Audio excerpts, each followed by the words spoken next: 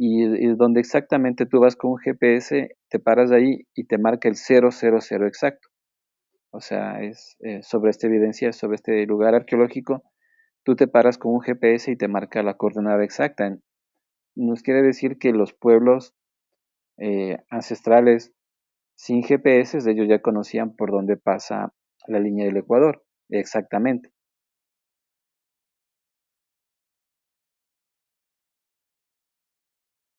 Hola, bienvenidos al podcast del Maestro.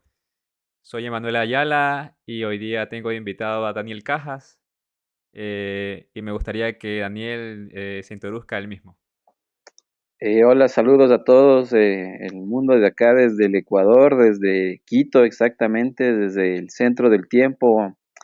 Pues qué gusto conocerte y que me hayas invitado a tu podcast. Sí, estoy muy interesado en conversar contigo porque un amigo en común me comentó que tú trabajabas en proyectos culturales y no solo culturales, pero también relacionados con la biología.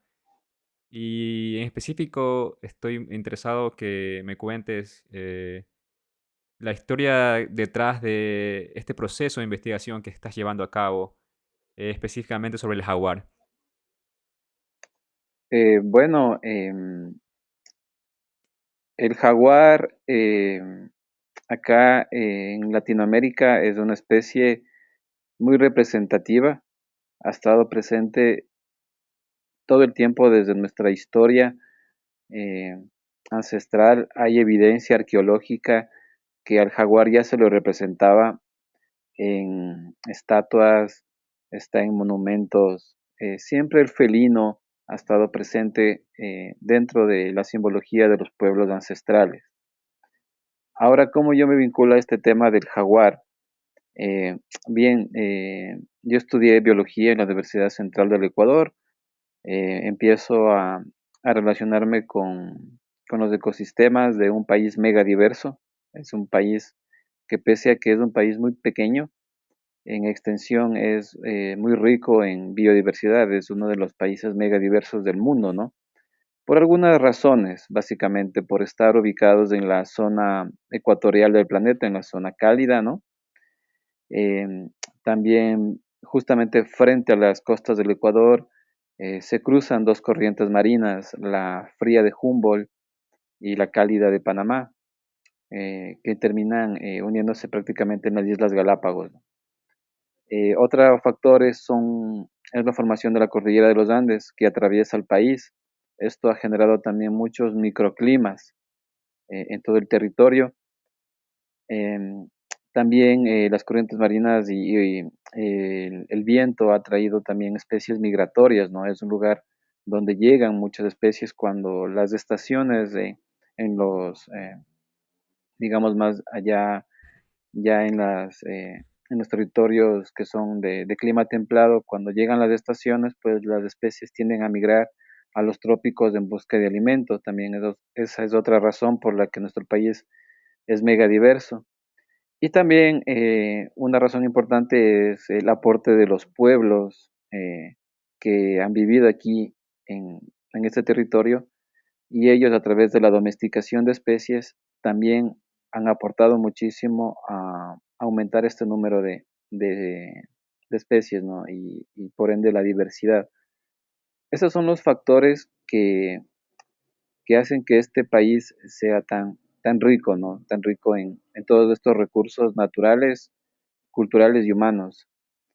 Entonces yo empiezo a estudiar biología, empiezo a caminar, a conocer los ecosistemas del país, empiezo también a conocer sus problemáticas, que también es complejo porque básicamente nuestro país y bueno, la historia de América Latina es que nosotros somos pues, nuestra economía está basada en commodities, ¿no? Sí, básicamente lo que son las exportaciones de materias primas. Desde que fue la conquista española, pues no hemos salido de esa dinámica económica y eso básicamente es lo que nos tiene pues todavía, digamos, con muchas metas que superar, digamos, humanamente, ¿no? Todavía hay mucha desigualdad social, todavía hay mucha violencia, Temas que es irónico, pese pues a que somos países muy ricos de recursos naturales, de ahí estaría la paradoja, ¿no? O sea, cómo siendo un país con tantos recursos naturales, con tanta cultura, con tanta tradición, siendo gente tan buena, tan trabajadores, ¿por qué todavía no logramos superar esos índices, ¿no? Y yo creo que eso es a lo que nosotros tenemos que seguir reflexionando y seguir, pues, trabajando, ¿no? Yo soy parte de un colectivo, el colectivo Hatun Puma, que viene trabajando ya algunos años a través de procesos culturales, procesos educativos, procesos de investigación en el territorio, en donde nos hemos planteado estas preguntas y estas reflexiones entre todos, ¿no? Y también, pues, entre todos tratamos de buscar soluciones y apoyarnos, ¿no? Nosotros pensamos que, y esto es un legado que teníamos muy fuerte acá tradicional, que siempre trabajamos en comunidad. Tenemos muy presente la minga, no sé si las personas que sepan, los ecuatorianos que me están escuchando, tienen muy presente lo que es la minga, lo que es el aini, lo que es el randy randy, ¿no? O sea, la minga es un trabajo colaborativo, es como se llama prestar la mano, ¿no? Entonces, si yo necesito que me ayuden a hacer mi casa, pues convoco a mis amigos, a mis familiares, a mis vecinos, y todos vienen a ayudarme a hacer mi casa, ¿no? Y bueno, yo les brindo comida, les trato súper bien, ¿no?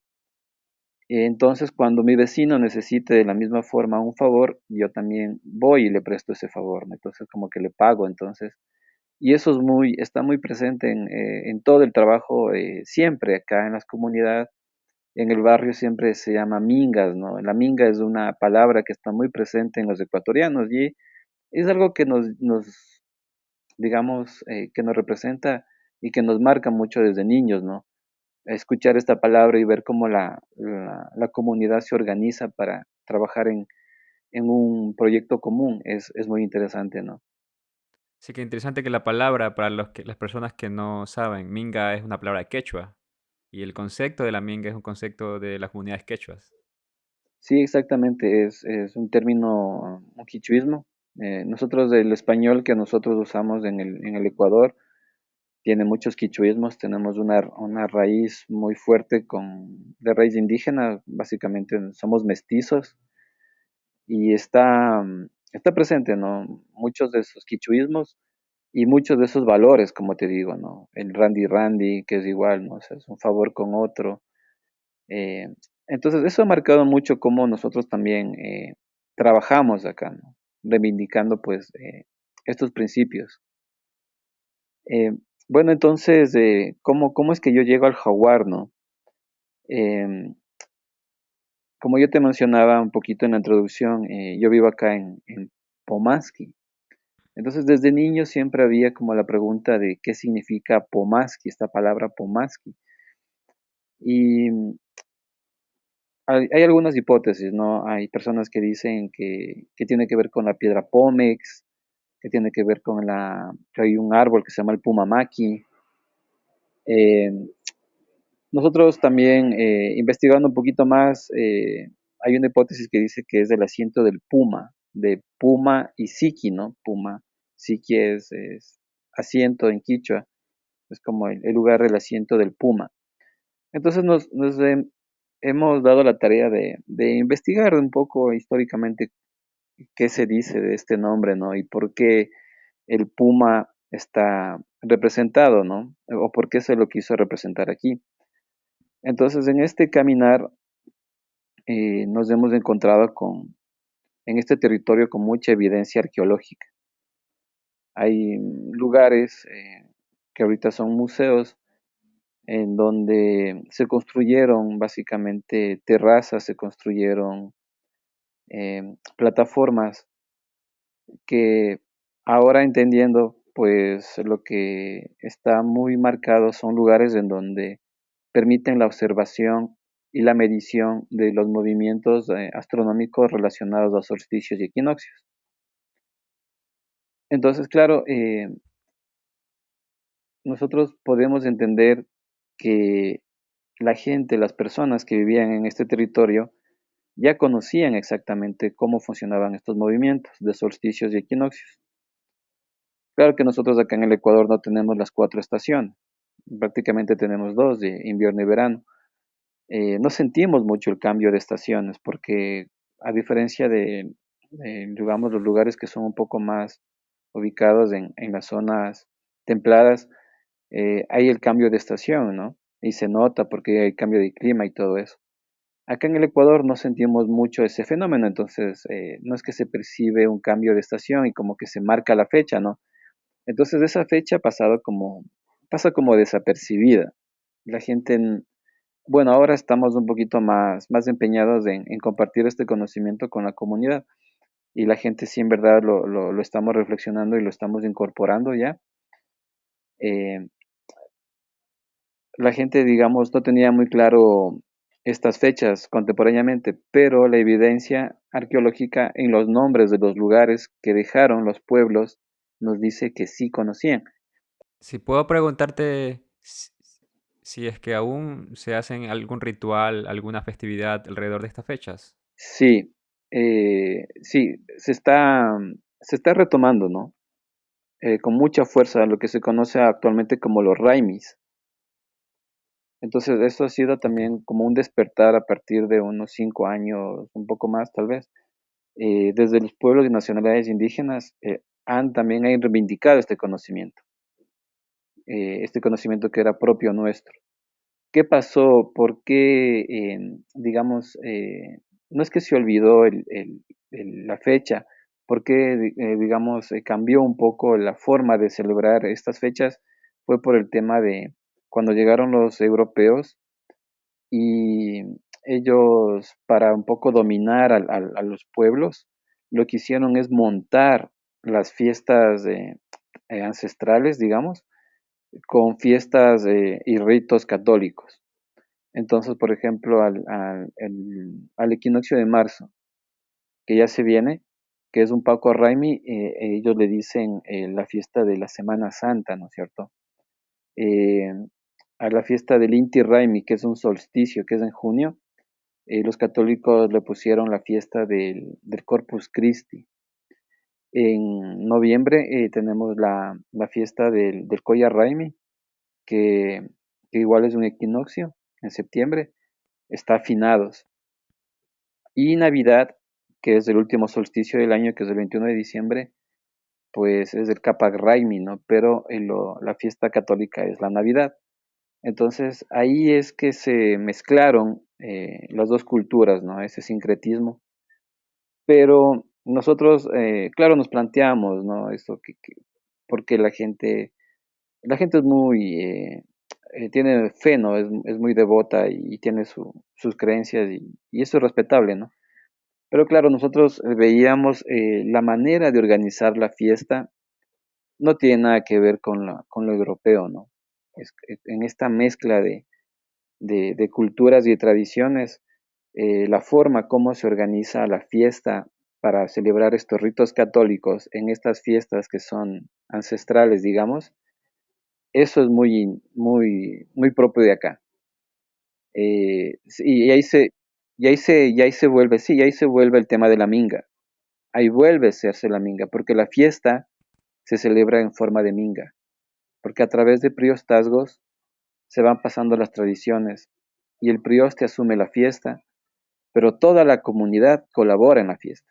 Si bien hay una persona que organiza, todos participan en la fiesta, sean como personajes, sea con comida, sea con la banda, pero todos volvemos a la fiesta. Entonces la forma de cómo se organiza la fiesta, eso sí es sigue muy presente el tema de la comunidad y todos participamos en lo de todos.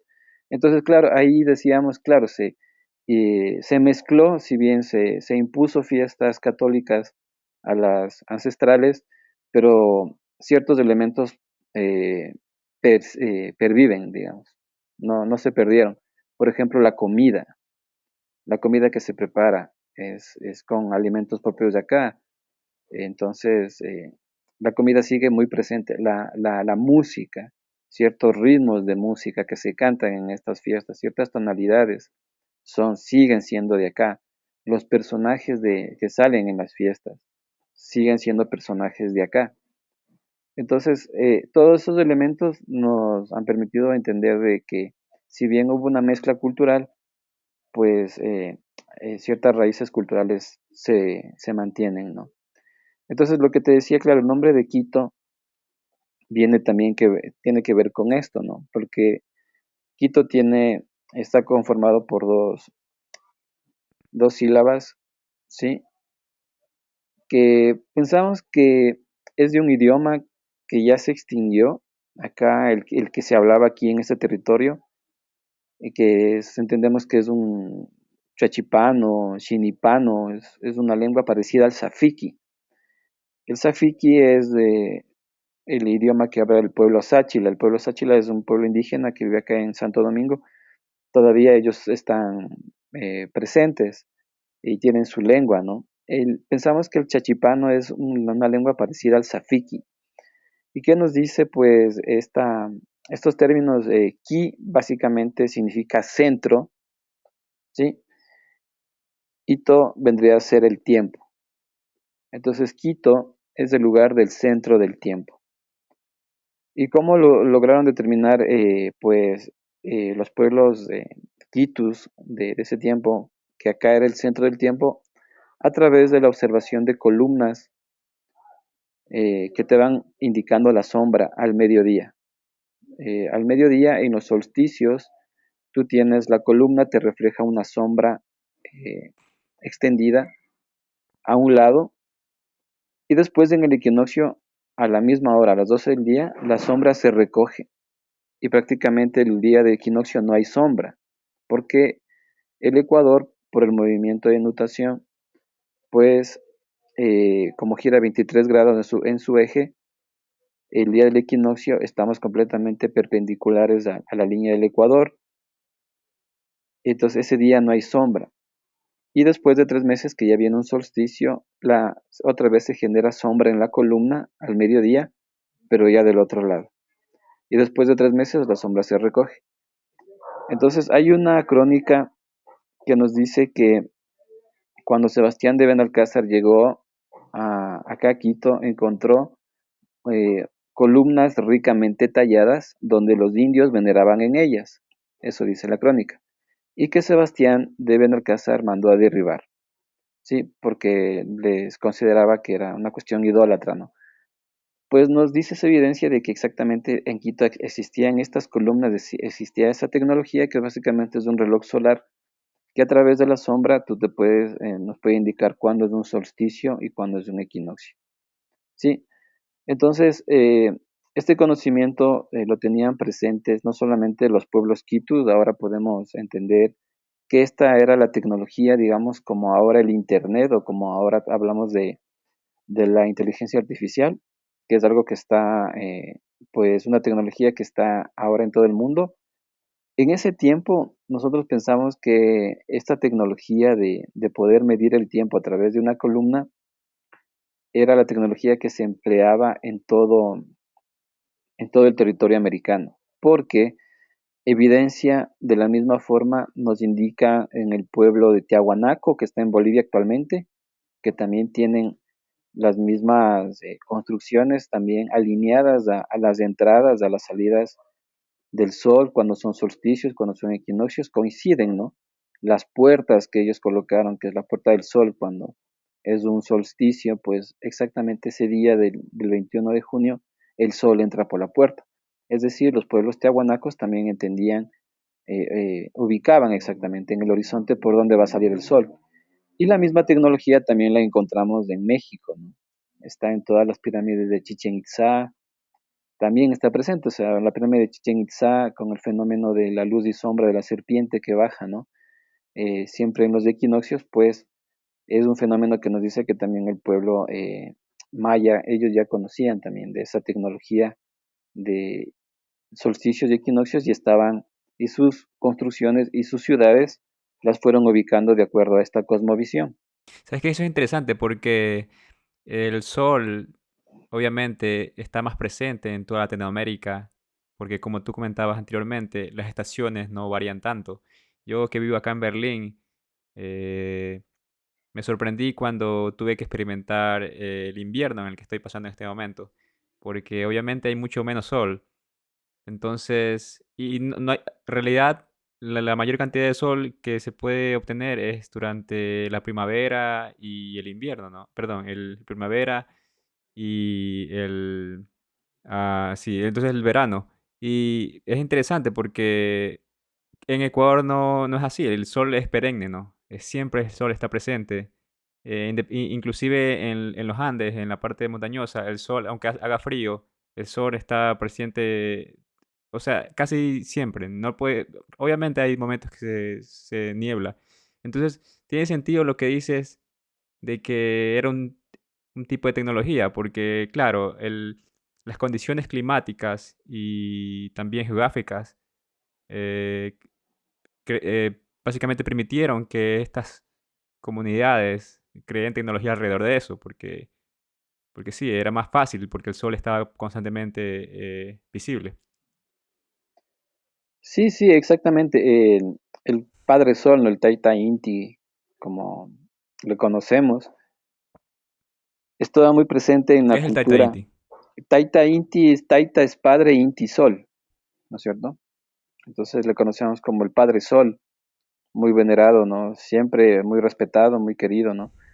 Y claro, cuando llegaron los europeos, eh, lo que dicen las crónicas es que los pueblos ancestrales eh, veneraban a estos astros, ¿no? Veneraban al sol, veneraban a la luna, veneraban a las montañas, otro tipo de cosmovisión, de fe, de religión. Eh, entonces, por eso mismo, cuando llegan los europeos, construyen sobre estos lugares, estos templos que básicamente eran lugares de observatorios astronómicos, en donde lo que te estoy diciendo un poquito es del tema de que se utilizaban para medir la entrada y la salida del sol, por donde salen, por donde se ocultan. Eh, Básicamente estos lugares tenían estas funciones astronómicas y sobre estos lugares se construyeron las iglesias, ¿no? Se construyeron los templos católicos sobre estas huacas que se dicen, ¿no? Entonces, entonces, si tú vas a las iglesias del centro de Quito, se pueden mirar estos fenómenos astronómicos en los días de solsticios y equinoccios, se pueden ver estos fenómenos de luz y sombra, ¿no? Entonces, bueno, nosotros llegamos a entender esto, pues ha sido de un trabajo de muchos años, de mucha gente que viene estudiando estos temas. Nosotros nos hemos acercado a ellos, nos han compartido su conocimiento y ha sido como ir armando un rompecabezas, claro, para plantear y para despejar esta idea, esta pregunta que te decía, ¿qué significa Pomaski? ¿No? ¿Qué significa Pomaski? Entonces, claro, entonces lo que entendemos es que esta tecnología, hay un mito de Quitumbe, ¿sí? Que es el padre que fundó Quito, que se entiende que era un gran navegante y es la persona que fue navegando y llegó pues a Bolivia, llegó a Chile, llegó a México, ¿no? Fue la persona que iba compartiendo este conocimiento de los solsticios y los equinoccios, ¿sí? Es el mito de Quitumbe que se entiende, ¿no? Bueno, entonces entendamos que esta tecnología es muy presente y estaba muy presente en el conocimiento de los pueblos ancestrales y básicamente eso era como la guía en donde a través de este conocimiento, de estos puntos, ellos trazaban sus ciudades. Entonces, claro, ahí viene otra pregunta, ¿no? ¿Por qué alrededor de acá, de estos centros, existen muchos poblados que terminan con la palabra aquí o con la sílaba aquí? Por ejemplo, tenemos Sangolquí, tenemos Atuntaquí, Cochasquí, eh, tenemos Pomasquí. Entonces, tenemos Katsuki, tenemos muchos poblados que terminan en ki. Y claro, todos estos poblados están alrededor de este centro. Entonces, claro, la palabra ki significa centro. Y lo que entendemos es que a partir del centro, que sería en este caso el Cerro Catequilla, que es un lugar acá en la mitad del mundo, que es un cerrito patrimonial en donde se encontró evidencia y donde exactamente tú vas con un GPS, te paras ahí y te marca el 000 exacto. O sea, es sobre esta evidencia, sobre este lugar arqueológico, tú te paras con un GPS y te marca la coordenada exacta. Nos quiere decir que los pueblos ancestrales sin GPS, ellos ya conocían por dónde pasa la línea del Ecuador, exactamente, a través de estas observaciones de luz y sombra que te estoy contando. Entonces, alrededor de este cerrito que es el Cerro Catequilla, están alrededor todos estos pueblos que terminan en Qui. Entonces, ya la palabra Pomaski ya empieza a tener sentido, ¿no? Qui y Puma.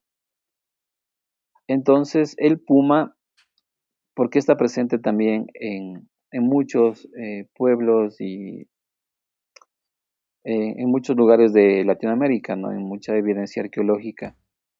Es también porque hay una constelación de Orión que acá en la cosmovisión andina la conocen como la cosmovisión del felino. Entonces ahí ya se va entendiendo las cosas, ¿no? El felino pues representa este tema, ¿no? Este tema, esta guía astronómica, ¿no? Entonces, por eso es a través de esta constelación de felino es que se va guiando la construcción de lugares. Entonces lo que podemos entender es que los pueblos ancestrales no es que se movían, digamos, libremente después que ya pues apareció la agricultura y ya empezaron a crearse estos asentamientos, los señoríos y todo esto, pues lo que entendemos es que los pueblos lo que iban es guiándose eh, bajo estas directrices, ¿no? Donde es solsticios y equinoccios, ellos iban ubicando sus ciudades para tener mejores observaciones.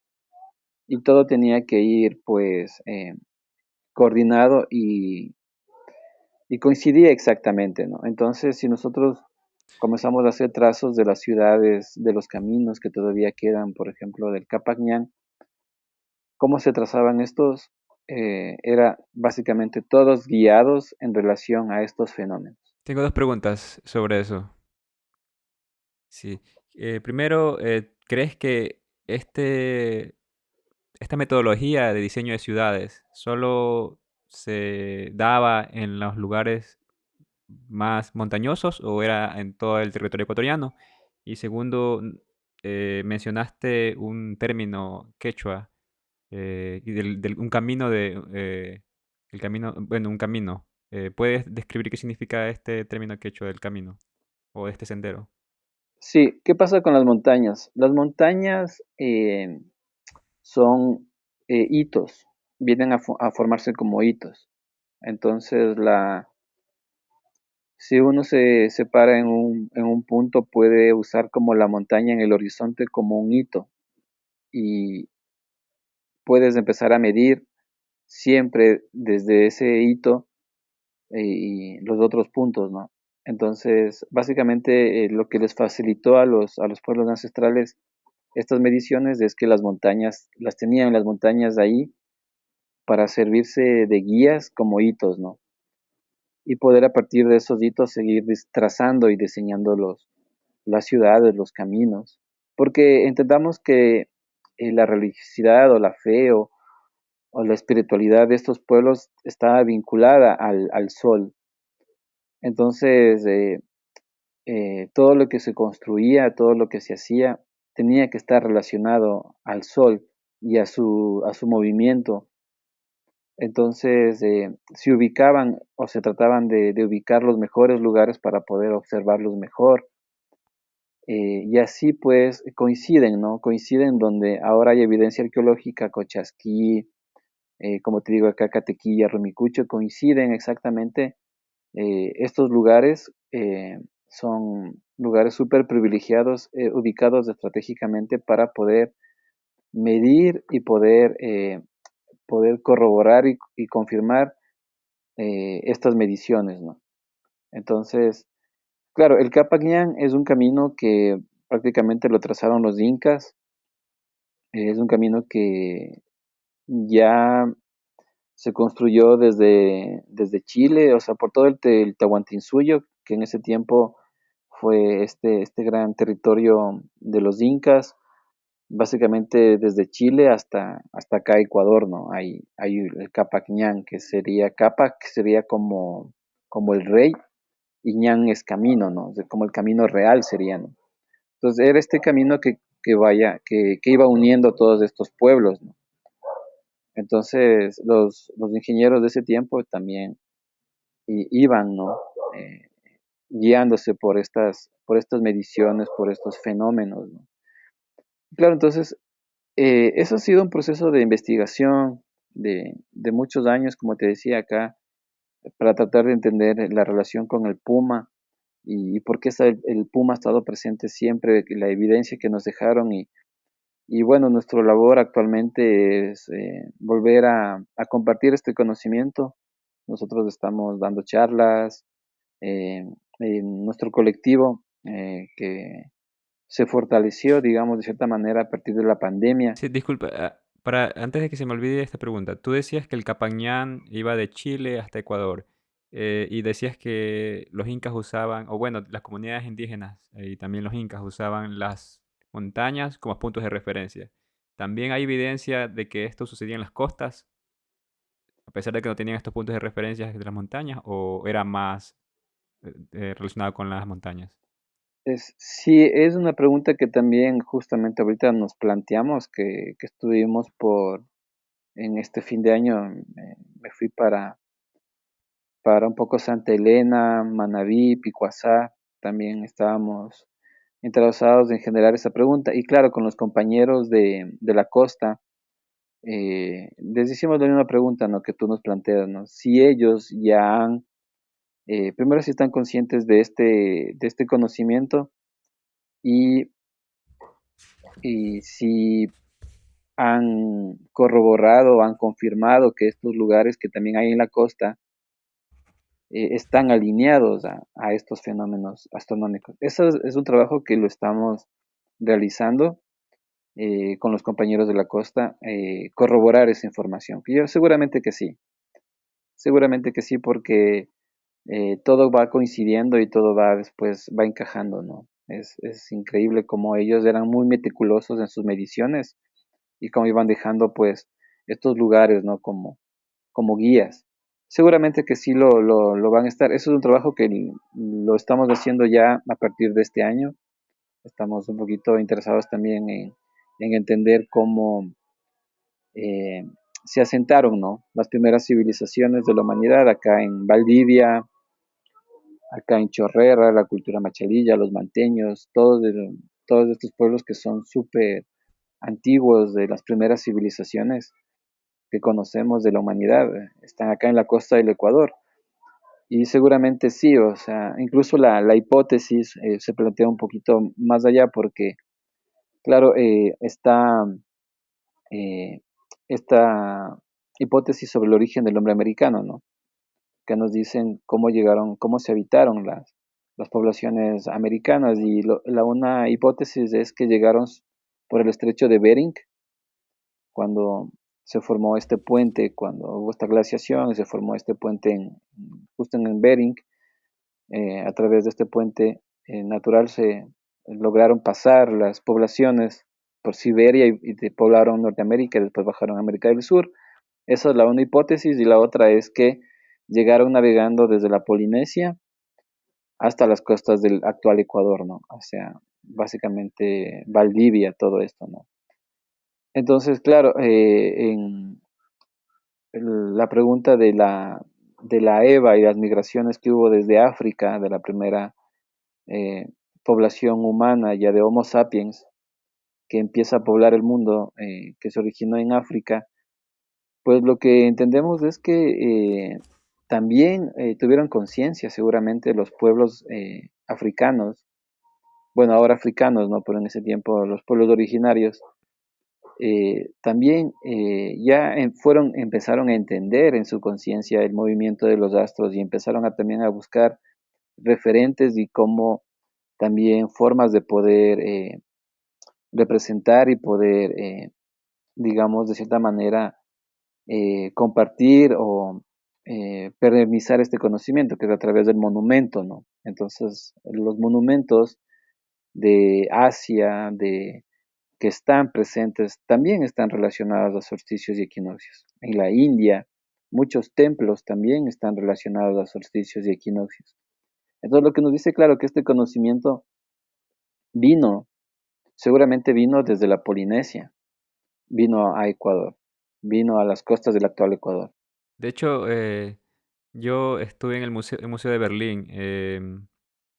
Este museo alberga arte de comunidades y de culturas antiguas de Asia, África y Oceanía.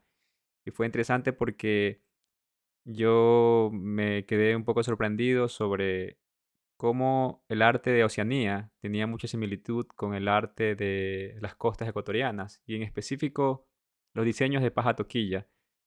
Hay un objeto que se usa comúnmente hasta la actualidad en las costas, en las ciudades de las costas ecuatorianas, que es este abanico, que es como una especie de rombo con un mango hecho con esta paja, toquilla y entrelazados. Y habían diseños muy similares en culturas de Oceanía y también detalles de colores, detalles de patrones. Y claro, yo también tenía conciencia de que había esta segunda teoría de que ha habido contacto entre civilizaciones de Oceanía con las costas ecuatorianas. Pero claro, ver la evidencia con mis propios ojos, sí fue bastante interesante. Sí, sí, seguramente lo estaban, ¿no? Y ahí se corrobora la hipótesis de que llegaron navegando desde la Polinesia al actual Ecuador, entonces eran muy buenos navegantes, ¿no? Y Quitumbe, claro, ya era muy buen navegante y después viaja a México y viaja al sur, a la actual Bolivia, y con este conocimiento relacionado a los solsticios y equinoccios. Y eso era como, imagínate cómo sería en ese tiempo tan importante este conocimiento que hace que construyan estos monumentos tan formidables, o sea, es allá en el Chichén Itzá y completamente alineados, ¿no? O sea, no es que no hay falla, o sea, el efecto de luz y sombra de la serpiente el día del equinoccio ocurre y se da, ¿no? O sea, y son templos ricamente tallados, eh, en verdad, o sea, ¿Puedes comentar sobre eso? era algo muy, sí, claro, era algo muy, eso te digo, ¿no? O sea, qué importante que sería en ese tiempo este conocimiento, ¿no? Esta forma Es que no sé de, vi- sobre el templo de de Chichen Chichén Itzá. Itzá que me comentas. Bueno, ¿Cuál es el fenómeno que pasa ahí?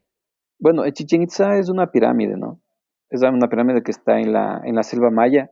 Como tú decías, bueno, si bien los Andes facilitaron un poco el tema de las mediciones, porque la montaña en sí tiene una forma de pirámide y sirve mucho para, como hitos para poder tener estas mediciones.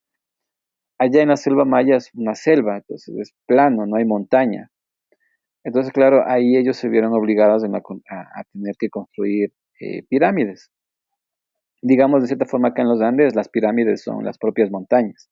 Tienes una pirámide natural, entonces lo utilizas, ¿no? Solo le adaptas un poco y ya, pero ya está ya la pirámide. En cambio, en la selva maya no hay estas montañas y entendemos que ellos se vieron obligados a construir pirámides. Y tenemos todas estas pirámides que están en toda la Ribera Maya, ¿no? Que son pirámides básicamente muy bien, muy ricas talladas en piedra, ¿no? Son monumentos muy bien elaborados. Y claro, entonces en la pirámide de Chichen Itza tienen por un costado unas gradas que tienen forma de serpiente. ¿Sí? Empieza desde arriba y termina la cabeza, termina en la última grada, ¿no? Del inicio. Entonces, el día del equinoccio, la pirámide está tan bien ubicada que la sombra que genera el sol al mediodía hace que las gradas se iluminen y exactamente el sol ilumine en donde está la serpiente. Entonces, justamente solamente este día en el año, la serpiente se ilumina automáticamente. Es por la sombra que genera la pirámide y por la ubicación, ¿no? Entonces, tú ves que la sombra empieza o la luz empieza en la última grada y la sombra de a poco empieza a crecer y ves como que la serpiente se ilumina completamente hasta que a las 12 del día toda la serpiente está iluminada. Es un fenómeno que se da solamente en esta fecha y es algo que la gente va, ¿no? La gente es un fenómeno que es muy visitado por muchos turistas.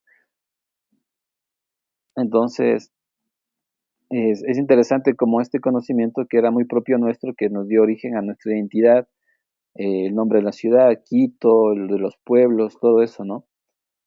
Cómo estaba presente. Claro, como te digo, después de la conquista europea, con todo lo que ha pasado, la república, todo esto, la influencia de la religión católica en nuestros pueblos, pues eh, fue como, la gente fue como perdiendo esta conciencia de estos astros, Mm. ¿no? Es ahora este momento, digamos, estos tiempos, ¿no? Estos nuevos tiempos en donde nosotros nos hemos podido hacer estas preguntas y gracias a la tecnología y al trabajo de muchos compañeros, eh, ahora podemos tener esas conclusiones. Y ahora, como te decía, nuestra labor como colectivo es básicamente nosotros nos hemos puesto en el empeño de celebrar estas fechas, ¿no? Que se les conoce como Raimis. Raimi es una palabra quichua que significa fiesta. Y hemos ya estado realizando algunos eventos, ya desde la pandemia te mencionaba, que fue el momento en donde, pues, como que paró todo el trajín diario, el cotidiano, y entre la comunidad formamos como un colectivo más grande y comenzamos a compartir estos conocimientos entre vecinos, entre las comunidades de aquí mismo, y nos planteamos como meta del colectivo celebrar estos raimis, ¿no? ¿Y cuántas personas conforman el colectivo? Pues el colectivo es diverso, ¿no? Eh, Más que personas está conformado como por proyectos, ¿sí? Depende el evento, depende de la coyuntura. eh, es una fiesta que tiene también, es un proceso que también tiene sus resistencias, ¿sí? Porque también es una cuestión que invita a participar a las comunidades, que nos invitan a salir del miedo que ahorita nos han envuelto a la sociedad ecuatoriana, ¿no? Con el terror. Básicamente todos estamos encerrados y aislados del uno y del otro. Estas actividades lo que proponen al contrario es la participación, eh, la, volver a juntarnos en comunidad, a debatir, a compartir. Entonces, el colectivo es muy interesante, se logró conformar con personas que vienen también teniendo sus luchas y es muy interesante como fue un aprendizaje también súper bonito porque estaban los artistas, jóvenes artistas que hacen muralismo, que hacen graffiti, que hacen hip hop, que hacen rock, que hacen teatro y que vienen resistiendo de las artes, ¿no? Porque, bueno, como conocerán el contexto latinoamericano, es en las artes no hay mucho apoyo, ¿no? Siempre lo que se corta de los presupuestos nacionales, lo primero que se corta es la cultura. Entonces son chicos que sueñan, ¿no? Que sueñan con su arte, pero también es un tipo de resistencia. Vivir del arte acá en Latinoamérica es duro, ¿no? Pero los chicos se la juegan y es interesante esa resistencia, ¿no? Otro grupo también interesante que se conformó fue desde la comida. Unos compañeros que tenemos de acá de la Cuchara Orgánica, ellos vienen resistiendo desde la comida, ¿no? Ellos son vegetarianos y tienen un restaurante vegetariano, entonces el debate con ellos fue en torno a eso, ¿no? El impacto, como nosotros también tenemos muchos alimentos propios de aquí que son ricos en proteína, que podríamos suplir la carne y toda la violencia que está en torno a la industria, ¿no? De los alimentos. Entonces, muy interesante lo que ellos nos han aportado, ¿no?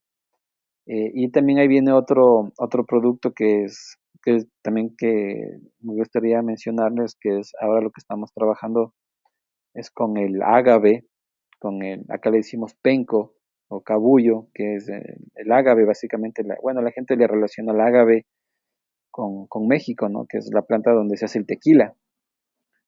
Pero bueno, agaves también hay acá en el Ecuador y también hay la tradición de consumirlos, ¿no? Y ahora estamos pues desarrollando algunos productos también con esta planta, generando un debate en torno a lo que es la tierra, lo que es la producción, lo que es la soberanía alimentaria, lo que es la seguridad alimentaria, ¿no? Con respecto a cómo se debería manejar el ágave, ya que no nos interesa mucho tener un monocultivo de ágaves, o sea, grandes hectáreas de una sola planta, porque bueno, entendiendo un poco la experiencia mexicana, ellos nos han contado también, ¿no?, los impactos que generan sobre la tierra, ¿no? Y también, pues, sobre la planta mismo, ¿no? Al hecho de que le debilitas y te ves obligado a utilizar fungicidas, plaguicidas, y con eso, pues, ya contaminas, ¿no? De cierta manera todo el producto, contaminas a los trabajadores, generas enfermedades, entonces llegar a ese punto nosotros no lo quisiéramos, sino estamos pensando otro modelo que sería trabajar con las comunidades como ellos lo han venido trabajando siempre, vinculado a la chacra andina, ¿no? La chacra andina chacra vendría a ser como igual una palabra indígena, una palabra quichua que sería como el cultivo, como una huerta, ¿no? La chacra andina pues son estos espacios de cultivo que tienen las comunidades o que tienen las casas, en donde tienes policultivos, ¿no? Tienes plantas medicinales, tienes plantas alimenticias, y el ágave, el penco, siempre ha estado vinculado a estos sembríos, funcionando como una cerca viva, ¿no? Delimitando caminos, delimitando terrenos, y de esta manera, pues, la gente siempre ha estado utilizando esta planta milenariamente. Incluso, vinculándole con lo que estábamos hablando, pensamos que el ágave eh, se compartió con México, ¿no? Porque se habla mucho de estos dos puntos de domesticación en América del maíz, por ejemplo, México y Ecuador, del cacao, México y Ecuador, del ágave, México y Ecuador, ¿no? O sea, la relación es muy estrecha de México y Ecuador, ¿no? O sea, hay ahí, del ají también es lo mismo, ¿no? Entonces, entendemos que seguramente Quitumbe usaba, ¿no?, estas rutas por el mar para llegar a México y iban llevando cacao, iban llegando maíz, y de la misma manera, es decir, los dos pueblos estaban muy comunicados en ese tiempo, ¿no?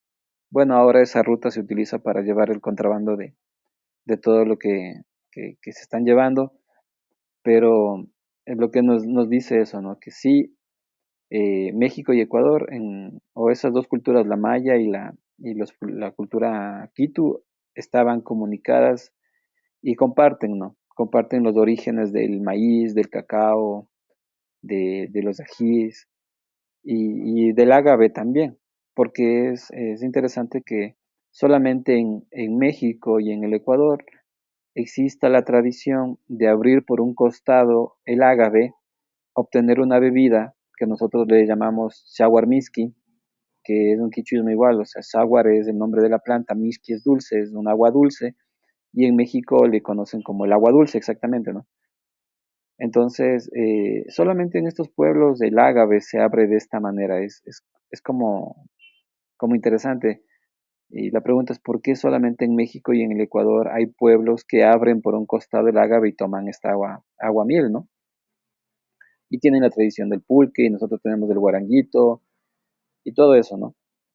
Entonces, claro, a partir de lo que te decía de la pandemia, formamos el colectivo y ahora nuestro interés es compartir este conocimiento, ¿no? Con la comunidad, con los chicos en las escuelas, en los colegios, con los diferentes colectivos también que hay.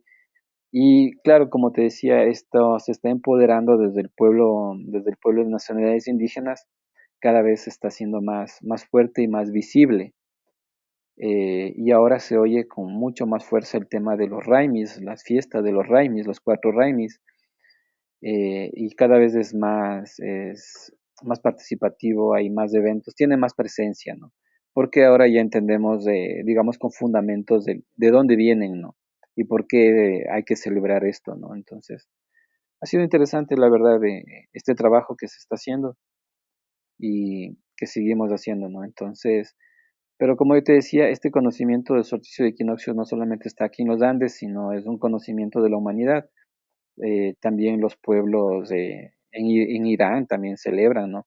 Y claro, y en Europa y también pues el cambio de estación también tiene sus ritos, tiene sus festividades, sus personajes, ¿no? Tiene también allá los celtas, ¿no? Un poco más, los más nórdicos también. Está presente, ¿no? El celebrar el cambio de estación, el celebrar el cambio de época, ¿no?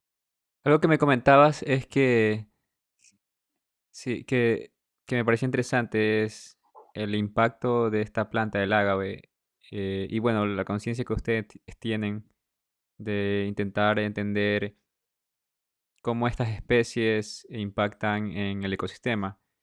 Y algo que me pareció interesante que tú mencionabas en un video que tienes en tus redes sobre el jaguar específicamente es que, claro, este felino es importante para el ecosistema y tengo dos preguntas. ¿Por qué el jaguar es importante para el ecosistema? Y segundo, que otra cosa que me pareció interesante es que también comentes por qué el jaguar es un animal que no es considerado agresivo para los humanos, como por ejemplo el tigre. Estas son las dos preguntas. Sí, claro. Y justo a lo que íbamos, ¿no? De este cuento largo que te hice sobre el nombre de Pomaski, ¿no? Entonces ahí, claro, yo me empiezo a vincular con los felinos, ya estudio biología, empiezo a trabajar con esta especie, entendiendo que a los felinos se les conoce como especies paraguas. ¿Por qué paraguas? Porque, digamos, si uno tiene un proyecto de conservación de esta especie que en la cadena trófica está en la cúspide, que es un superdepredador, entonces como proteges a, digamos, a la especie bandera, vas a proteger todo lo que está debajo, ¿no? De la cadena alimenticia. Por eso se les utiliza mucho como especies bandera o especies paraguas para la conservación, por ser unos superdepredadores, ¿no? Están los grandes carnívoros como los jaguares, los pumas, está también el oso, también puede ser una especie paragua, ¿no? O otras especies en el mar, por ejemplo, ballenas, ¿no? Que mientras tú conservas esta especie, también tienes que conservar lo demás. Entonces,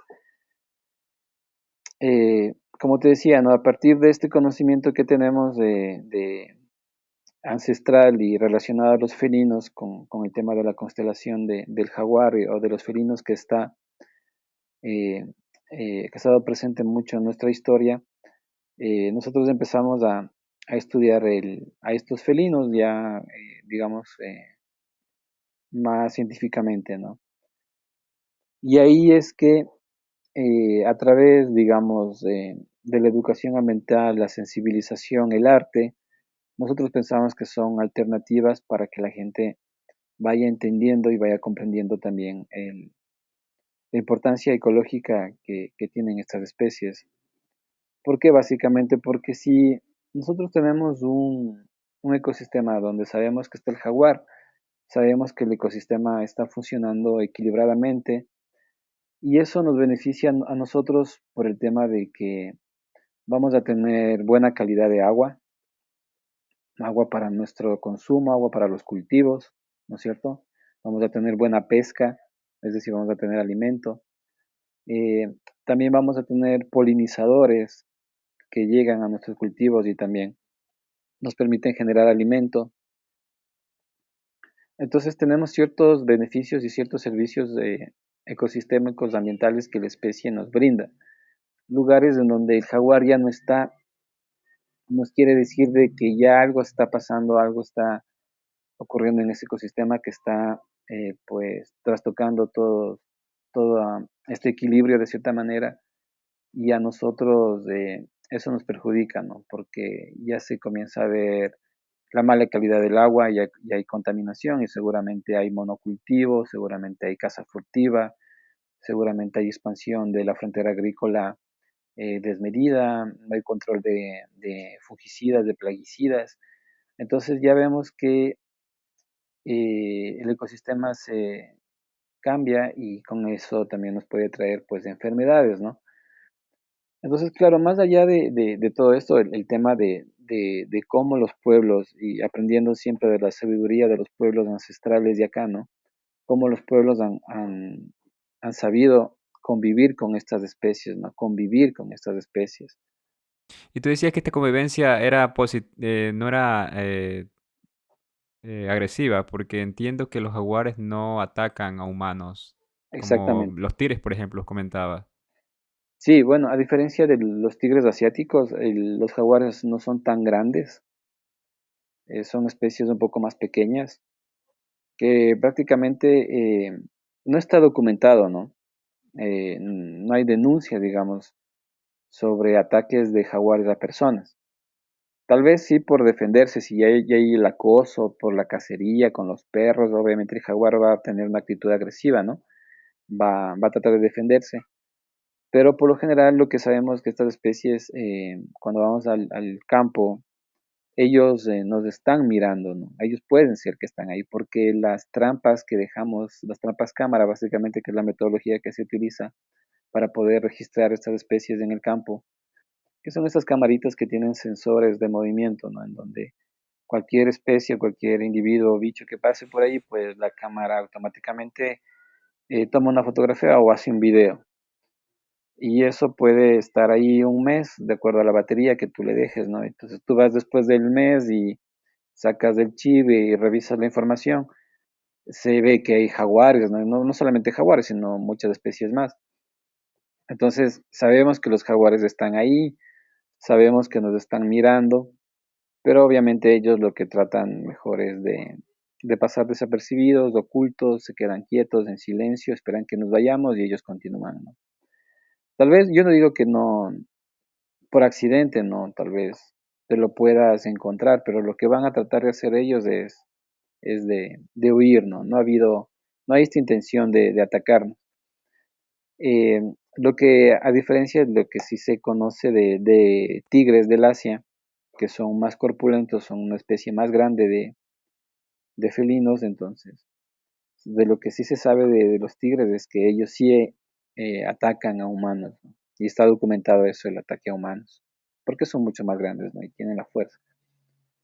Entonces, nosotros a partir de este conocimiento, como te decía, pensamos que la educación, la cultura, el arte nos pueden ayudar mucho a sensibilizar a las poblaciones, a las comunidades que están conviviendo con esta especie, ¿no? Básicamente a nosotros como ecuatorianos, pues, y como latinoamericanos, tenemos que entender esta importancia de la especie y ver formas, ¿no? De poder evitar su extinción, pues lastimosamente la especie está en peligro crítico de extinción, ¿no?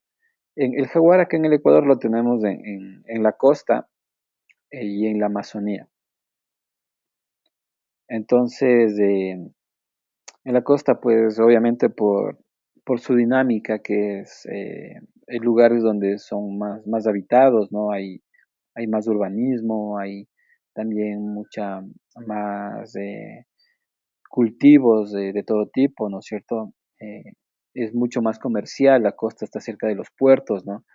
Esta dinámica de crecimiento pues ha hecho que los jaguares vayan extinguiéndose literalmente de los territorios, ¿no? Por la memoria de la gente, por el nombre que les han dejado a los lugares, ¿no? Sabemos que sí existe el jaguar por la literatura también, ¿no? Que hay algunos textos, algunos libros que hablan, mencionan del jaguar, eh, pero claro, la gente le conoce básicamente como el tigre, no le conocen como jaguar, ¿no? En las comunidades la gente es más común hablar del tigre, el tigre, el tigre, siempre están hablando del tigre y han dejado el nombre de algunos lugares con el nombre del el tigre, ¿no? Sí, en la costa hay, ¿no?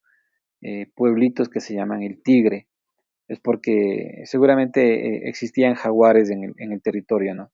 Ahora el jaguar está prácticamente en la costa, en la provincia de Esmeraldas, en en el Parque Nacional Cotacachi-Cayapas, que es una reserva nacional. Las especies están protegidas ahí y sabemos que todavía existen poblaciones de jaguar ahí en esa parte de Esmeraldas. Acá en la Amazonía, pues es el territorio todavía está menos poblado, hay más selva, digamos, de cierta manera, pero si bien allá de la Amazonía se extrae todo el tema del petróleo, entonces todavía se sabe que hay con poblaciones de jaguar en la Amazonía un poquito más estables, pero sin embargo todavía, también están en riesgo, ¿no? Por toda la explotación que existe en el territorio. Ahora, nosotros, como estamos más cerca de la costa que la Amazonía, más cerca de acá de, del Parque Nacional Cotacachi-Cayapas, de Esmeraldas, nos hemos acercado también a estas comunidades y también a entender un poquito cómo se podría conservar estos territorios, ¿no? Entonces, recién hubo una consulta popular en las últimas elecciones, ¿qué pasó? Nos preguntaron sobre si estábamos a favor o de acuerdo para la explotación de recursos naturales, más que todo en el Chocó andino, acá relacionado a la minería metálica y también del petróleo en el Yasuní, que está en la Amazonía, ¿no? Y las dos preguntas ganaron a nivel nacional. Bueno, la de Chocó andino era más a nivel cantonal en Quito, pero las dos preguntas ganaron, ¿no? Con respecto a esto. Entonces sí vemos que hay como una intención de la población de poder eh, participar más sobre nuestro territorio, sobre lo que está pasando en nuestro territorio. Más que todo lo que te decía al inicio, ¿no? De que básicamente nuestra economía es una economía a base de venta de recursos naturales eh, y lo que nos dejan es simplemente después es contaminación y enfermedades, ¿no? Entonces, sí hay como un cambio, un interés de la comunidad de poder plantearse otra forma de vida, ¿no? Desde lo que tenemos, desde lo que hablábamos, ¿no? La gran biodiversidad, la riqueza que tenemos como país, natural, cultural, ¿no? Entonces, que sean esas, pues, nuestras fuentes de ingresos, pues, a través de un turismo sostenible, de un turismo comunitario, ¿no es cierto? Creo que por ahí podría ser el futuro del Ecuador. Tengo una pregunta. ¿Cuál es cuál es la metodología, bueno, de trabajo? Porque veo que hay un importante trabajo detrás de investigación y de organización, si es que hay una metodología del colectivo. ¿Y cuáles son los planes para el futuro del colectivo? Sí, bueno, como te decía, eh, si bien nuestra función dentro del colectivo como investigadores, bueno, yo estudié biología, te decía, pero después pasé a estudiar antropología, hice una maestría en antropología en la Universidad de Cuenca, tratando de entender justamente esto, ¿no? Las relaciones hombre-naturaleza. Eh, Nosotros formamos parte de la Sociedad Ecuatoriana de Etnobiología. La etnobiología es esta especialidad que vincula mucho de los saberes tradicionales de los pueblos, de las comunidades, de los barrios, incluso de las ciudades, ¿no? Con respecto a cómo las personas se van relacionando con estos recursos naturales, ¿no? qué, qué simbolismos les dan, qué valores culturales les dan, cómo les utilizan, todo eso, ¿no? Ese se llama la etnobiología, de esta rama. Yo me voy vinculando un poco con este tema.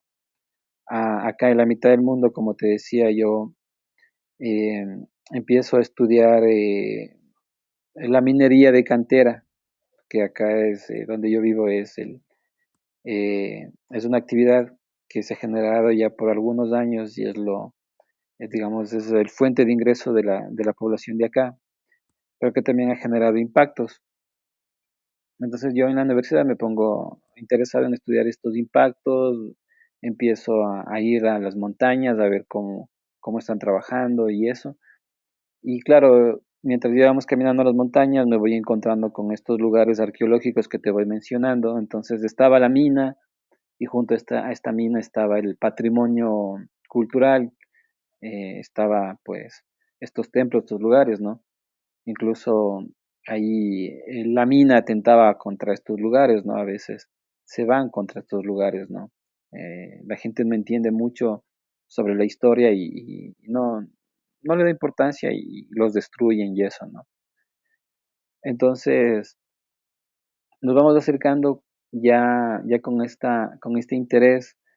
eh, en estos lugares no son solamente espacios de, digamos, templos antiguos como que digamos, están ahí sin ninguna función, sino me encontré con algunos médicos tradicionales indígenas curando, haciendo prácticas de sanación, ¿no? Con plantas de poder como el tabaco, como el San Pedro, como la ayahuasca, estas plantas milenarias, ¿no? Esta medicina me encontré en estos lugares, los abuelos, las abuelas utilizan estos lugares para curar, ¿no? En luna llena, en estos momentos, ¿no? Entonces, claro, yo llego a estos lugares y me voy acercando a estos taitas y estas mamas y voy compartiendo con ellos, ¿no? Empiezo a seguirles, empiezo a, a caminar con ellos, ¿no?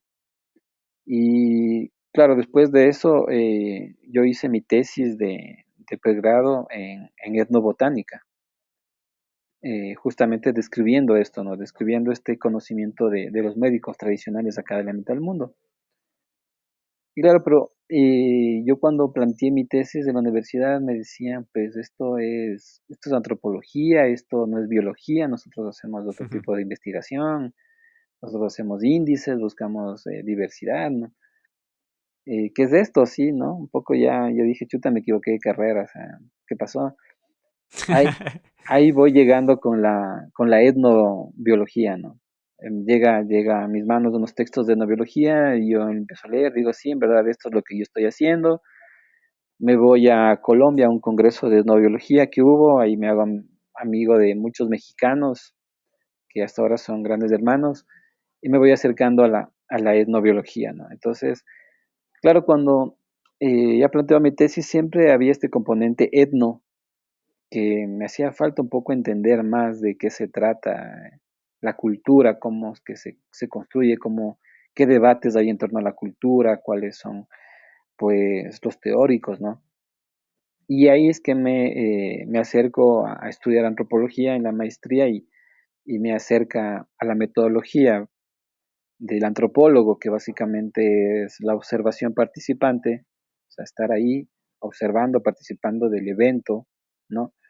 La etnografía, y, y también pues las entrevistas y todo eso, ¿no?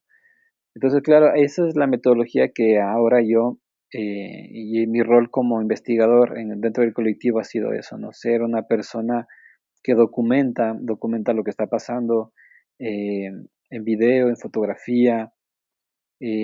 También tratamos de con este material hacer pequeñas pastillas informativas, microcuentos, ¿no? De un minuto en donde se comparta, se cuente lo que estamos haciendo, así para las redes sociales, para el TikTok, así que llegue esta información, ¿no? A los otros, a los diversos públicos.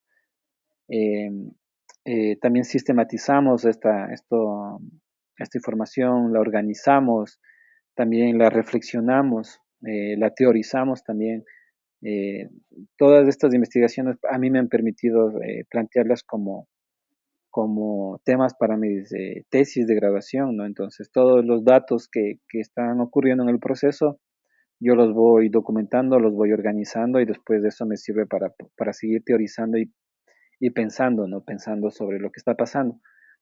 Eso es un poco mi rol dentro del colectivo, es lo que estamos haciendo. Entonces, nos interesa mucho trabajar con la cultura, trabajar con los proyectos culturales, desde el arte, desde el muralismo, desde nuestros lenguajes urbanos, que es propio nuestro, ¿no? Desde el graffiti, desde el hip hop, desde el rock, desde lo que somos nosotros, ¿no? Desde el teatro. Entonces, nos hemos acercado a comunidades, por ejemplo, recién estuvimos haciendo unos proyectos con construcción de marimbas, construcción de instrumentos tradicionales con el pueblo afro, el pueblo negro, que es el que vive acá en el territorio de Esmeraldas, y entendiendo también toda la dinámica que tiene que ver con el Chocó andino y el Chocó ecuatoriano, porque, como decíamos, el jaguar actualmente está en este territorio, está en el Chocó. Entonces, partiendo un poco de la historia de este territorio, pues cómo es que llega, ¿no?, a conformarse lo que actualmente conocemos como el noroccidente de Pichincha, eh, pues entendiendo el proceso de colonización que vivió el territorio, ¿no?, a partir de una reforma agraria que hubo en donde toda esta zona se designó como áreas baldías, ¿no? El Estado facilitó que llegue mucha gente del Ecuador a tomarse tierras. Y eso ha generado también un cambio en el uso del suelo, ¿no? Pues básicamente la gente se dedica a la ganadería y se dedica al cultivo de caña o de palmito, que son grandes extensiones también, monocultivos.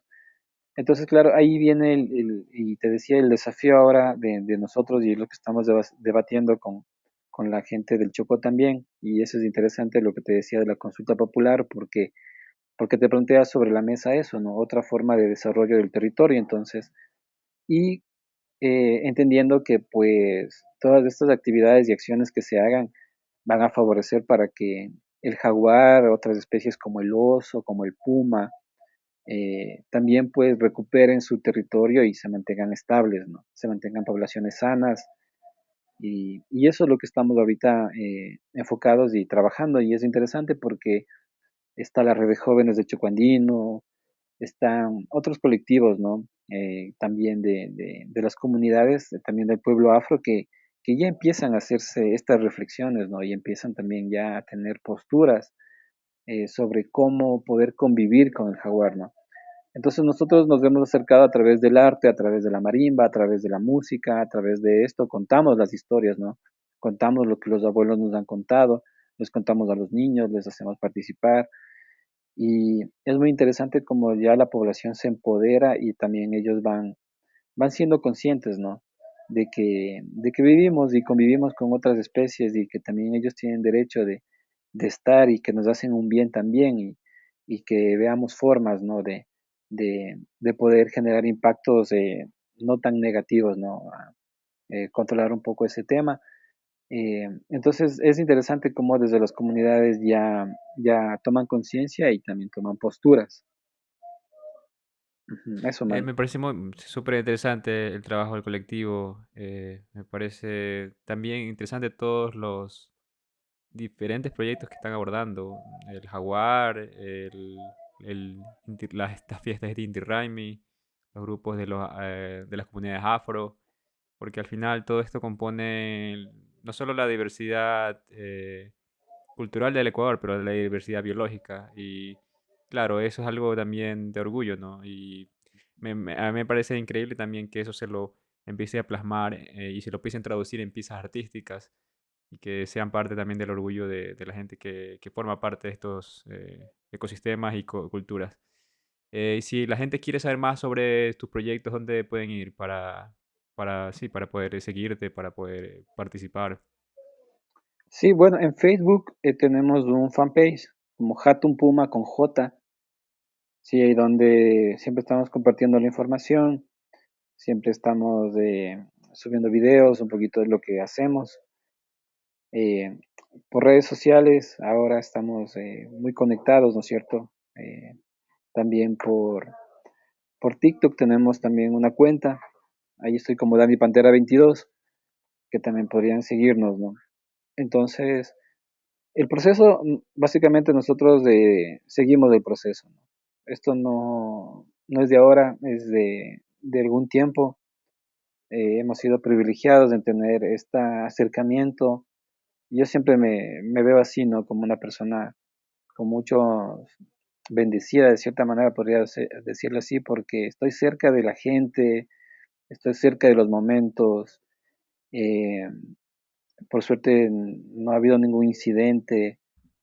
eh, y eso, a mí me gusta mucho el video, la fotografía, pues es lo que yo puedo hacer, lo documento y lo trato de compartir, que no se quede solo conmigo, sino también con el resto de compañeros y compañeras que están presentes, ¿no? Y es una voz, esa es una voz de los pueblos que está presente. Si yo puedo ser ese portavoz o puedo ser ese vínculo ese puente, ¿no? Tal vez mi rol, el otro día que vino una mamá, la mamá Charo, vino a la casa, porque unas compañeras están haciendo un proyecto de caminar. Es un colectivo de chicas que se han dado la tarea de caminar por luna llena. Y ellas caminan en la noche y enfrentan, ¿no? Enfrentan lo que es, por diferentes rutas, no hay una ruta definida. Enfrentan lo que es la noche de la ciudad, ¿me entiendes? Ahora con lo que estamos viviendo, la violencia, ellas deciden salir y no quedarse, digamos, no frenarse por la violencia, por el miedo, ¿no? Entonces hicieron ahora una ruta recién de un barrio que se llama Pusuquí a Pomaski, ¿no? Hicieron caminando en la noche y llegaron a la casa, pues les dije, les invitamos a tomar una canelita, ¿no? Para el frío y eso. Entonces, justamente la mamá Charo, ¿no? Estuvo ahí también presente, ¿no? Claro, y ella es una abuela que siempre pues nos ha acompañado, una médico tradicional que también eh, viene, ¿no? Viene con esta sabiduría y es eso, ¿no? Desde los jóvenes, desde los colectivos que estamos pues con la voz siendo presentes, ¿no?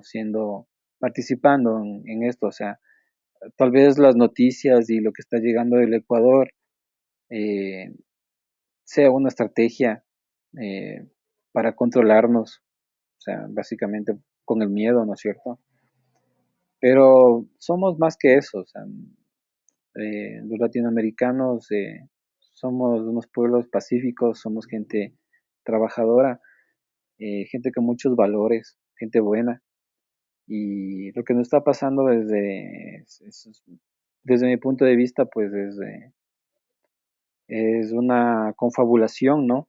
Por seguirnos teniendo dominados, ¿no? Por seguirnos siendo, como te decía, esos pueblos que simplemente venden o regalan sus recursos y siempre somos los que consumimos todo lo que los otros nos dicen y lo que hablabas ayer, lo que vi ayer tu podcast es eso, ¿no? O sea, personas sin identidad, ¿no? Gente que valora más lo de afuera, que no sabe lo que es, no sabe su historia. Y consumidores de todo eso. Entonces, no es así, ¿no? Nosotros, como te decía, somos gente con tradiciones, con saberes, eh, y pueblos en resistencia, pueblos que vienen luchando con voz propia también. Ahora, pues tratando también de entre nosotros de definir nuestro destino, un destino pacífico, un destino digno para todas las personas, ¿no? Bueno, con nuestras contradicciones como pueblo que somos, ¿no? Bueno, Daniel, ha sido un placer conocer sobre tu trabajo, conocerte a ti y sí, también me parece muy genial lo que haces. Aplaudo tu trabajo y tu empeño en no solo intentar entender la cultura, pero también transmitirla. Y me parece muy importante tu trabajo y gracias por aceptar la invitación de estar en el podcast y me gustaría en el futuro poder seguir conversando contigo, o quizás en otros podcasts. Y sí, muchas gracias. Sí, no, a ti gracias por el espacio, la verdad. Espero que esta voz se comparta, eh, que la gente que nos está mirando pues se animen a venir al Ecuador, eh, que nos apoyen en ese sentido, ¿sí? Y que, bueno, también investiguen, ¿no? Yo solamente soy como una persona que les ha pues transmitido una idea, no me crean también todo a mí, sino ustedes mismos saquen sus conclusiones, pues investiguen y nos encantaría tenerles aquí en uno de nuestros raimis que vamos a tener cada 3 meses, ¿no? Entonces ahorita ya se viene el equinoccio el 21 de marzo, que es el inicio del año andino, ¿no? Y claro, antes del calendario, antes no empezaba en enero, el año antes empezaba en marzo y tenía que estar vinculado a este fenómeno astronómico, ¿no? Entonces ya tenemos un equinoccio, tenemos una fiesta que se llama Paco Raimi, ya estamos organizando la agenda cultural con la gente del colectivo, hay una caminata desde Panecillo a Catequilla, es todo el día de caminata, después hay una ceremonia de Mushugnina, en donde pues es bonito a través de un plato que tiene una forma parabólica, un plato de obsidiana que está cubierto de oro. Este plato al mediodía en el Cerro Catequilla, sin fósforos, sin fuego, se prende con la luz y con la energía del sol. Se prende este platito, ¿no? Se genera un fuego así. ¡Fu! Y ese fueguito se llama el Mushugnina, que es en quichua sería el fuego nuevo, ¿sí? Este fueguito pues se lo baja a las comunidades y las comunidades cocinan con este fueguito los primeros granos tiernos de la cosecha, que viene a ser un plato que se conoce como ushukuta, que bueno, con el tiempo ha cambiado y ahora se lo conoce como la fanesca.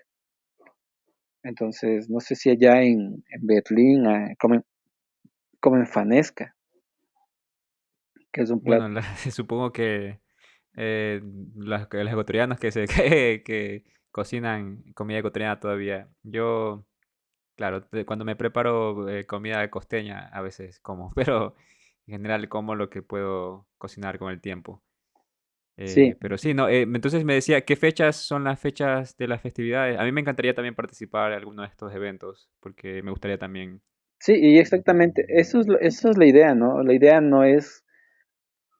es que tú seas consciente de que hay un solsticio, hay un equinoccio y que tú desde tu colectivo, desde tus amigos, en tu casa o solo por último, pues te detengas un tiempo, ¿no? Y hagas, no sé, un rezo, hagas una meditación o simplemente te quedes en silencio, no sé, ya depende de cada uno cómo quiera tomar esta fecha, pero sí, eso es la intención, de que le demos como un valor, ¿no? Simbólico, o sea, desde lo que tengas que hacer, ¿no? No necesariamente puede ser una gran fiesta que estuviera genial, sino simplemente desde que tomes conciencia de que es un momento importante, te detengas un minuto, respires y te pongas en paz contigo mismo, ¿no? O sea, eso como por ahí vamos, ¿no? Entonces hay que estar atentos a 21 de marzo se viene el equinoccio, ¿sí? Después de 3 meses tenemos el 21 de junio, se viene un solsticio. Después de 3 meses viene el 21 de septiembre, otro equinoccio. Y después de 3 meses viene el 21 de diciembre, el último solsticio del año. Son estos 4 eventos que le conocemos como los 4 Raimis, en donde nosotros estamos haciendo, eso te digo, desde eventos que pueden ser unas cosas gigantes, grandes, o sea, depende de la coyuntura, porque lo que nos hemos dado cuenta es que también, digamos, la autoridad de turno, ¿no? Ve que es un momento importante, de que se puede promocionar, entonces ya se unen las instituciones públicas, municipios, con presupuestos, ya se unen a la agenda, ¿me entiendes? Hay más recursos, entonces se puede hacer un montón de cosas. pero después en el año no siempre son así.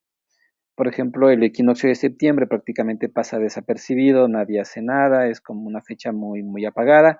Ahí es el momento donde el colectivo actúa más. Y así, ¿no? Navidad, por ejemplo, Navidad, imagínate, todo el mundo está pensando en la Navidad y eso, entonces ahí tratamos también de un poco encajar en los temas, ¿no? No nos vamos en contra de lo que la gente hace, no, nuestra intención no es esa, sino también empatando, ¿no? Y darle también su momento a todas a las cuestiones, ¿no? No es una cuestión de que estamos resentidos con nada ni con nadie, sino de que, como te digo, que nos parece que son momentos importantes que nuestros abuelos lo conocían y que nosotros ahora también lo conocemos y queremos también darles valor, y poniendo una actitud súper positiva, y como decimos aquí con ñeque, ¿no? O sea, una fecha que nos permita vincularnos. Ñeque es fuerza, ¿no? Es un quichuismo también. O sea, tenemos ñeque, le ponemos fuerza, nos damos fuerza, nos apoyamos, nos encontramos como amigos, como colectivos a compartir unos alimentos, a compartir la palabra, ¿no es cierto? Lo que nos nazca del corazón, pero lo importante es seguir unidos, seguir tejiendo la red, y eso es bonito, ¿no? Porque igual ya eres parte también del colectivo, yo te vinculo así, y la red cada vez es más grande y seguimos tejiendo esto, ¿no? Entonces, les invito, compañeros, a que celebren también en sus casas estas festividades, que le tomen como un momento importante que nos vincula como seres humanos con nuestra madre tierra, con el universo que somos parte también, y que realicen pues lo que les nazca del corazón, ¿no? Entonces es interesante eso, de esa propuesta, esa invitación, ¿no? Y que nos sigan en redes y que si pueden estar por acá, por el Ecuador, también nos contacten, que les estaremos también invitando, compartiendo la agenda cultural para que conozcan a las personas del colectivo que les menciono, que también tienen trabajos súper bonitos y que pues sigamos tejiendo la red, ¿no? Y así nos hermandamos entre todos.